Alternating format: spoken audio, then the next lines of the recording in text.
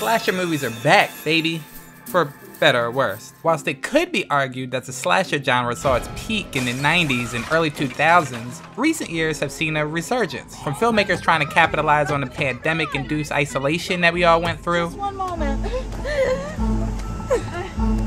Who's that man? I don't know! Where's your mask? To others trying to turn beloved children's characters into cold killers. If you are a slasher fan, we have a lot to work with. But today, we're going to be focusing on the big boys. The slasher icons with franchises that span decades. Today, we're going to be looking at the worst films from each major slasher franchise. We're talking about Leatherface, Michael Myers, Jason Voorhees,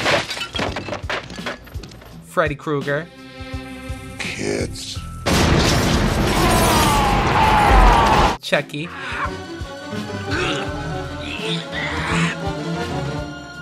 Oh, you gotta be fucking kidding me. and of course, Ghostface. Let's get into it.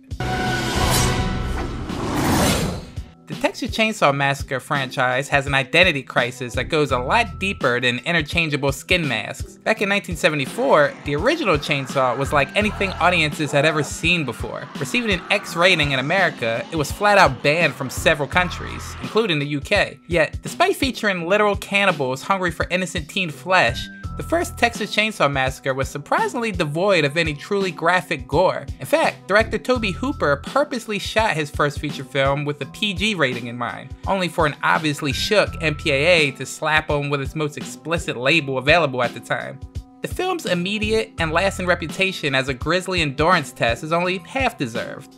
Sequels compounded that misunderstanding by baptizing marquee maniac Leatherface in the slurry of his victim, alternatingly exaggerating and reducing him, rendering him the same as any other slasher icon. On account, the Texas Chainsaw franchise makes up for being shorter than any of its contemporaries but being weirder. Most of the continuations feel like remakes, with only the actual remake receiving a stylistic, consistent follow-up, which happens to be the first of two prequels. The sum of all these false starts and failed do-overs is the most uniquely uneven series in the genre. Each movie tends to show different sides of Leatherface. Sometimes he's childlike and aloof, others he's a ruthless, sadistic psychopath with no empathy. But for some reason, in 2013's Texas Chainsaw 3D, he ends up as an anti-hero? There's more, but them ain't cops. Get back here, Drayton. We got trouble. The opening of Texas Chainsaw 3D, yes, it was in 3D, rewrites the ending of the original film, this time with the townspeople of New Texas rising up and taking revenge on Leatherface and his entire messed up family. Of course, surprise, Leatherface survives, and he reemerges when a long-lost family member comes to collect her inheritance. It's me! It's Heather! It's your cousin! It's me! I'm Heather! Please, it's Heather! Texas Chainsaw 3D misunderstands and mishandles the central mythos in such a staggering manner that at times you may openly wonder if this was all supposed to be some sort of comedic inversion of Leatherface. Do your thing, cuz.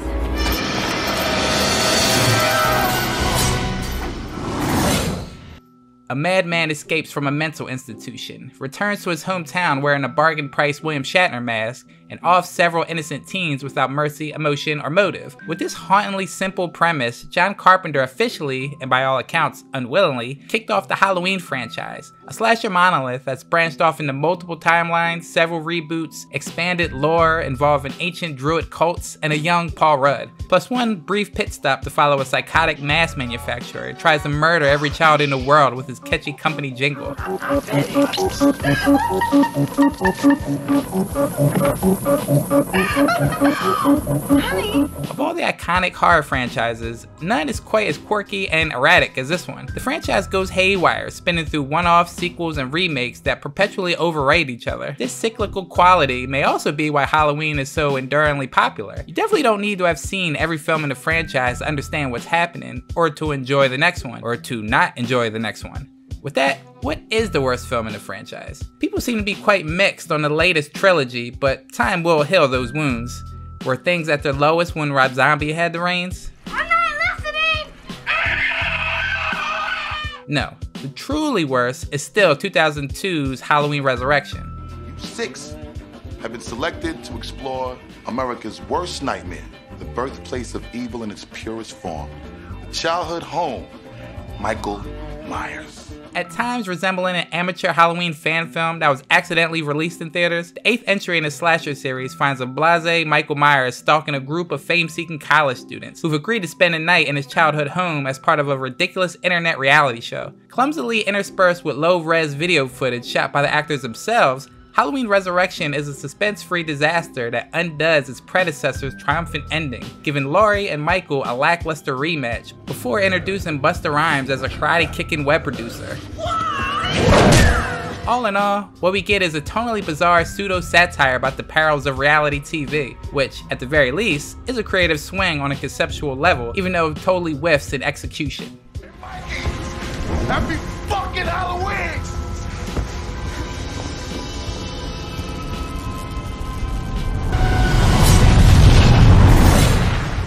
Although originally devised to simply cash in on the wave of Spooky Day related buzz following the success of Halloween, Jason Voorhees ended up giving Michael Myers a run for his money when Sean S. Cunningham's Friday the 13th was released in the spring of 1980, flinging the barn doors wide open for the Camp Crystal Lake Killer to emerge as a horror icon in his own right.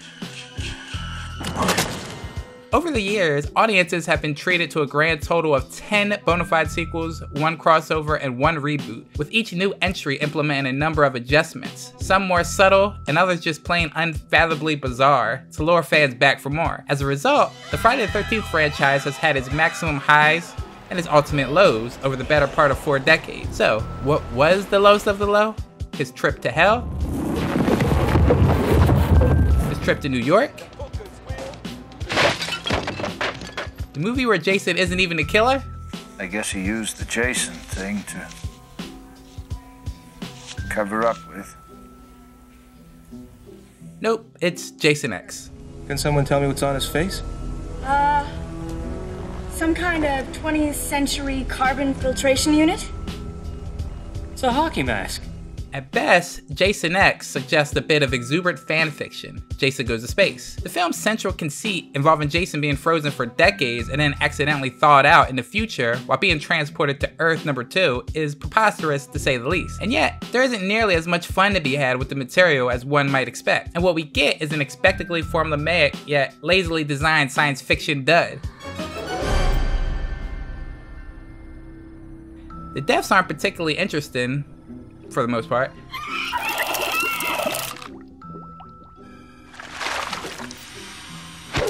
And the social interactions don't have the punch of youthful energy that the franchise's best installments are driven by. Sure, it gets points for the David Cronenberg cameo in the beginning, but the rest of this nonsense, including the sexually charged robot, is a tremendous bore.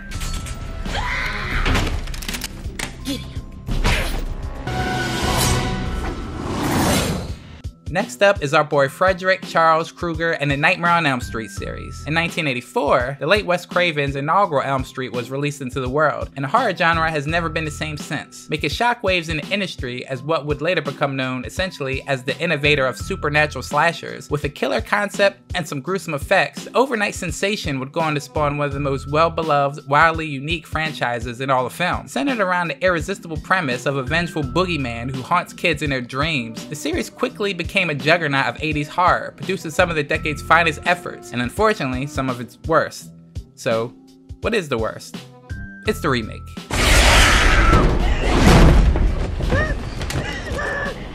Remember me? Good news is that a rewatch reveals that the Nightmare on Elm Street remake isn't as horrible as you might remember. The bad news is, it's still awful.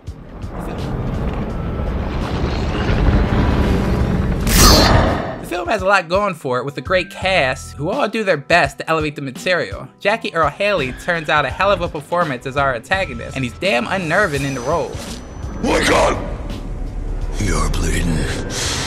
The problem is Freddy Krueger doesn't feel anything like Freddy Krueger, and that's emblematic of the film's larger problem. The powers that be clearly set out to make a film for today's youth, which meant a grittier look, a darker tone, and a lot of unnecessary scientific explanation. Unfortunately, none of that is enjoyable. The emphasis on realism and intensity turns the Elm Street remake into a dour experience that's no fun at all. Studios Platinum Dunes did a great job with the Texas Chainsaw Massacre and Friday the 13th reboots, but A Nightmare on Elm Street lacks the atmosphere, originality, creativity, terror, and personality of its 1984 predecessor. What new ideas the remake does bring to the table, including the concept of micronaps, never really lead to anything substantial. The film also offers terrible, unconvincing effects and makes the uncomfortable decision to use Freddy's perverse proclivities as a plot point in the finale without taking the proper time to unpack it. Ugh. This dress was always one of my favorites. Child's Play was a series that always fascinated people. Even viewers with no knowledge of the slasher genre were drawn to the concept of a foul-mouthed little doll empowered by voodoo magic, bloodlust, and Brad Dourif's manic voice. You stupid bitch, you filthy slut! Did you fuck with me? And so, with that, the series has not gone through what you might call a typical franchise trajectory. After burning out in theatrical releases in the 2000s, one would naturally have expected Child's Play to be more or less gone from the cultural discourse by this point. But yet, the films actually managed to improve during their straight-to-video and VOD era, leading to renewed interest and the release of a modern remake. At the same time, there's also the surprisingly well-received sci-fi TV series, simply titled Chucky. It's over. You're all a bunch of fucking assholes. Let's go. I'm out of here. But where did the series reach its lowest? Some people seem to think the franchise fell off all the way back at Child's Play 3, but that's nonsense. Come on, Chucky was 2 seconds away from becoming a bro. How can you hate this movie? Yeah. Just think. Chucky's gonna be a bro. No, the correct answer is Seed of Chucky. Tiff? Chucky? Some folks will say that Seed of Chucky is commonly mistaken for a terrible movie when it is in fact a so bad it's great masterpiece. I don't know about that. Though the plot is actually quite clever. Everybody's favorite killer dolls Chucky and his bride Tiffany are brought back to life on a film shoot, chronicling the legend of the doll's exploits no less, by their gender-bending offspring Glenn.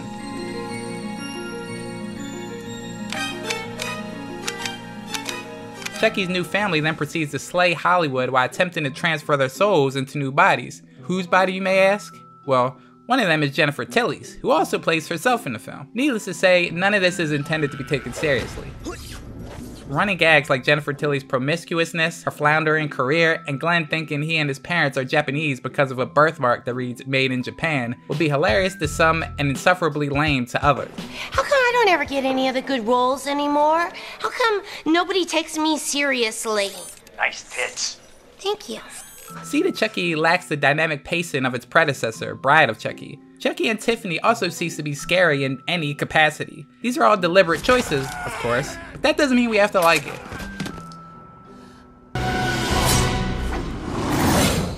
Okay, so here's something of a hot take. There isn't really a bad Scream movie. There is no Ghostface Goes to Space, or anything that stands out as especially egregious. So when it comes to picking the worst in the series, what do you go with? Well, we're going to be going with the somewhat disappointing ending of the original trilogy, Scream 3. Here's the critical thing. If you find yourself dealing with an unexpected backstory and a preponderance of exposition, then the sequel rules do not apply, because you are not dealing with a sequel.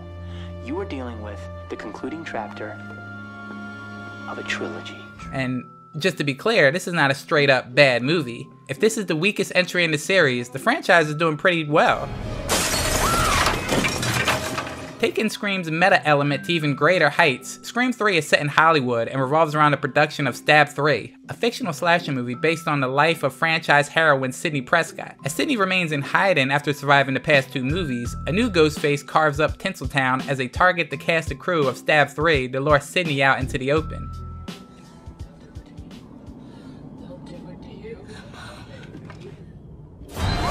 In the first entry without writer Kevin Williamson, the genre-bending franchise leans a little too far into self-parody and generally loses its way. The film is far-fetched in the broad strokes as well.